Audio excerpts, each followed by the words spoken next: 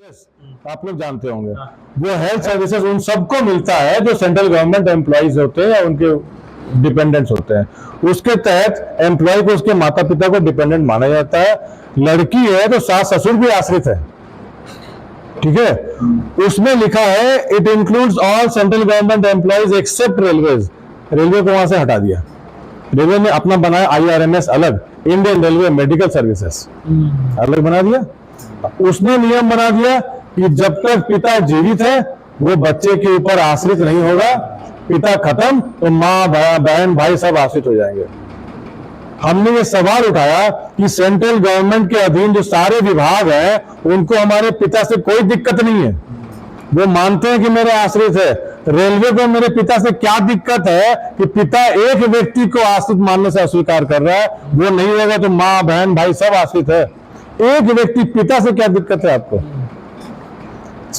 अगर 2 लाख 5 लाख कमा रहे ठीक है। जो व्यक्ति शारीरिक रूप से मानसिक रूप से परेशान है, जो व्यक्ति आर्थिक रूप से बहुत गरीब है, ऐसे कई लोग हैं जिनके बच्चे IAS PCS निकले, सब्जी बेच रहे हैं, फल बेच रहे हैं। तो अगर वैसा व्यक्ति का लड़का रेलवे में आता है, किसी भी पद पे आ जाए, तो वो व्यक्ति क्या अपने बच्चे पे आश्रित नहीं होगा? और आप पैरा मासूक मानते ही नहीं है। यानी कि वो बच्चा भले रेलवे का GM हो, उसके बाप का इलाज रेलवे अस्पताल में नहीं हो सकता है। पैसा लगेगा। 75 साल में कोई भी रेलवे का नेता इस मुद्दे को उठाया ही नहीं था। क्यों नहीं उठाया, क्यों नहीं समझा कि पढ़े लिखे नहीं है लोग, हम आज तक नहीं समझ पाए। ये मुद्दा हम उठाए और ये सन 18 का है, ये सन 18 का मुद्दा है और अगले 4 महीने में ये पूरा हो जाएगा। आपके पास चिट्ठी आएगी, अरे भी कह के जा रहे हैं हम। जिस दिन चिट्ठी आई अगले दिन से लेके 5 दिन तक आपके गेट पे मीटिंग होगी, हमने कराया, हमने कराया, हमने कराया। इस दुनिया में मेड इन चाइना कॉन्सेप्ट बढ़िया चलता है। माल बनेगा कोरिया में तो लिख देंगे मेड इन चाइना।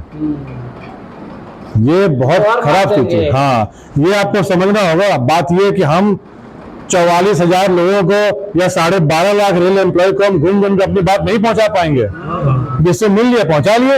इसका लाभ तो वो उठाएगा जहां पे मेरी बात नहीं पहुंच पा रही है।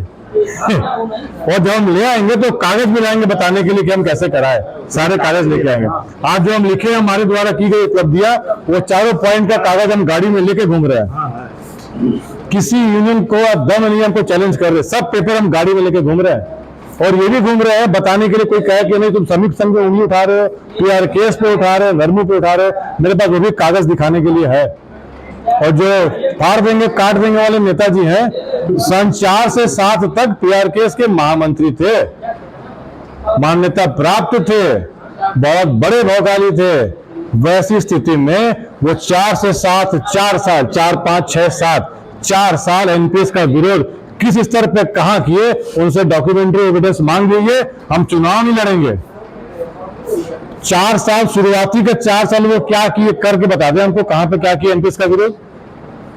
जरूरत नहीं थी, कारण था 2 यूनियन थी, दोनों मान्यता प्राप्त थी। इनको मालूम ही नहीं था कि चुनाव कभी होगा।